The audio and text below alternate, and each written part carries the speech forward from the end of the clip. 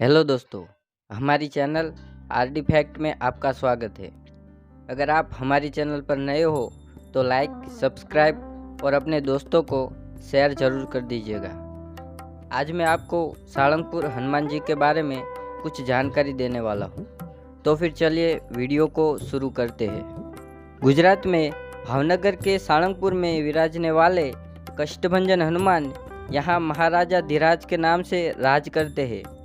वे सोने के सिंहासन पर विराज कर अपने भक्तों की हर प्रार्थना को पूरी करते हैं। कहते हैं कि बजरंगबली के इस दर पर आकर भक्तों का हर दुख, उनकी हर तकलीफ का इलाज हो जाता है। फिर चाहे बात बुरी नज़र की हो या शनि के प्रकोप से मुक्ति की। हनुमान जी ने अपने बाल रूप में ही सूर्यदेव को निगल लिया था। उन्होंने राक्षसों का वध किया और लक्ष्मण के प्राणदाता भी बने। बजरंगबली ने समय समय पर देवताओं को अनेक संकटों से निकाला। पवन पुत्र आज भी अपने इस धाम में भक्तों के कष्ट हर लेते हैं, इसलिए उन्हें कष्टभंजन हनुमान कहते हैं। विशाल और भव्य किले की तरह बने एक भवन के बीचों बीच कष्टभंजन का अति सुंदर और चमत्कारी मंदिर है। गुजरात में अहमदाबाद से भावनगर की ओर जाते हुए करीब 175 किलोमीटर की दूरी पर कष्टभंजन हनुमान का यह दिव्य धाम है। किसी राज दरबार की तरह सजे इस सुंदर मंदिर के विशाल और भव्य मंडप के बीच 45 किलो सोना और 95 किलो चांदी से बने एक सुंदर सिंहासन पर हनुमान जी विराजते हैं। उनके शीश पर हीरे जवाहरात का मुकुट है और पास ही एक सोने की गदा भी रखी हुई है। संकट मोचन के चारों ओर प्रिय वानरों की सेना दिखती है और उनके पैरों के नीचे शनिदेव जी महाराज है, जो संकट मोचन के इस रूप को खास बना देते हैं। बजरंगबली के इस रूप में भक्तों की अटूट आस्था है और वे यहाँ दूर दूर से खींचे चले आते हैं। मान्यता है कि पवन पुत्र का स्वर्ण आभूषणों से लदा हुआ ऐसा भव्य और दुर्लभ रूप कहीं और देखने को नहीं मिलता है। हनुमंत लला की ये प्रतिमा अत्यंत प्राचीन है, तो इस रूप में अंजनी पुत्र की शक्ति सबसे निराली है। कष्टभंजन हनुमान जी के इस मंदिर में 2 बार आरती का विधान है। पहली आरती सुबह 5:30 बजे होती है। आरती से पहले पवन पुत्र का रात्रि श्रृंगार उतारा जाता है।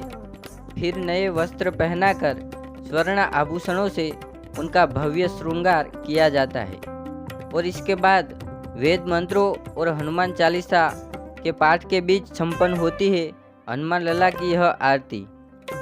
बजरंगबली के इस मंदिर में वैसे तो रोजाना ही भक्तों की भीड़ लगी रहती है, लेकिन मंगलवार और शनिवार को यहाँ लाखों भक्त आते हैं।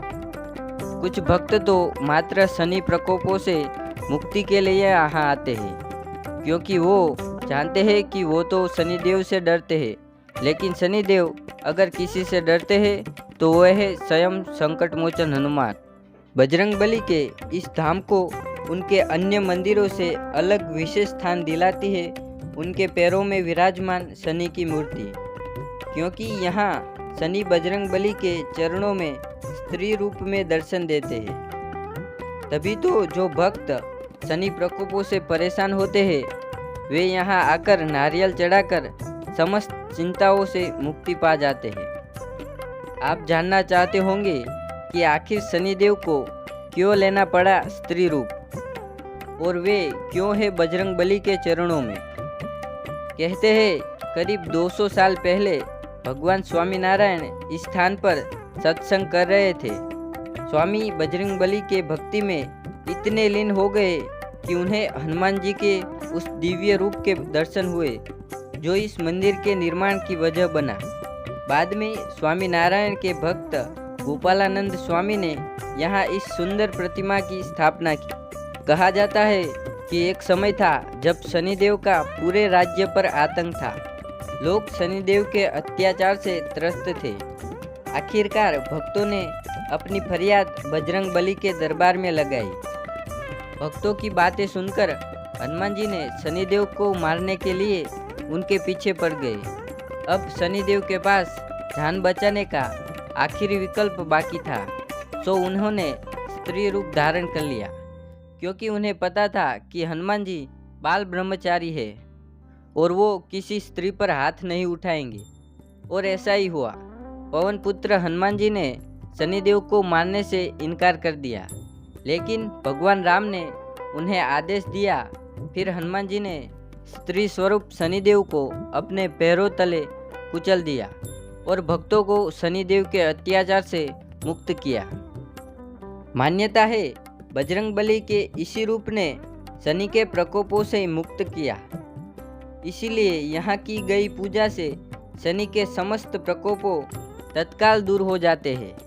तभी तो दूर दूर से भक्तों यहाँ आते हैं और शनि की दशा से मुक्ति पाते हैं, क्योंकि भक्तों का ऐसा विश्वास है कि केसरी नंदन के इस रूप में 33 कोटि देवी देवताओं की शक्ति समाहित है। इस हनुमान मंदिर के प्रति लोगों में अगाध श्रद्धा है, क्योंकि यहाँ भक्तों को बजरंगबली के साथ शनिदेव का आशीर्वाद भी मिल जाता है। कहते हैं यहाँ अगर कोई भक्त नारियल चढ़ाकर अपनी प्रार्थना बोल दे तो उसकी झोली कभी खाली नहीं रहती।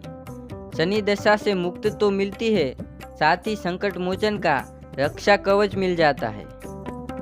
तो दोस्तों, आपको यह अद्भुत और भव्य साळंगपुर का हनुमान मंदिर की जानकारी आपको पसंद आई हो तो वीडियो को व्हाट्सएप, फेसबुक पर शेयर और फॉरवर्ड जरूर करें, जिससे अन्य लोगों को भी भारत की इस महान धरोहर के बारे में जान सके। धन्यवाद। जय हिंद, जय भारत।